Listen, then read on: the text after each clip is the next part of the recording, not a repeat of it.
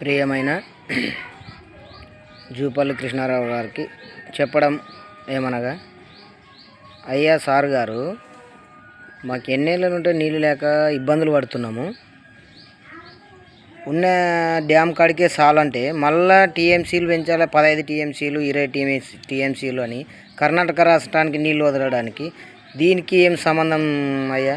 మాకు ఉన్నది పూర్తి చేసి తొందరగా సంవత్సరమో 2 సంవత్సరాలు నీళ్ళు వదిలితే ఇక్కడ ఉన్న ప్రజలు బతుకుతారు, వాళ్ళకి సంతోషంగా ఉంటుంది. ఇంకా ఇప్పుడే పోయిన భూములు కాదు, మళ్ళీ భూములు పోగొట్టి ఇక్కడ రైతులను ఇబ్బంది పరిచే నీళ్ళు అవసరం అంటారా సారు?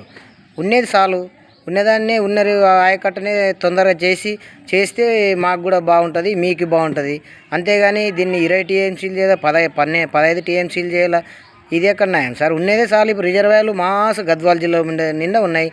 అవన్నీ గద్వాల జిల్లా కాడికి మస్తు నీళ్ళు అయ్యి మళ్ళీ కూడా 2 పంటలు కూడా అయితే ఈ ఆయకట్ట అయితే మా మంత్రి ఉత్తమ్ కుమార్ రెడ్డి సార్ గారు చెప్పినట్టు అన్ని ఆయకట్లు మరమ్మతులు చేసి అన్ని నీళ్ళు నింపితే అవే నీళ్ళే మస్తుగా అవుతాయి. కానీ మరి దీన్ని పెంచాలా, మళ్ళీ చేసిన పనులు వేస్ట్ చేయాలా, ఇవల్ల అన్నీ నష్టమే కదా సారు.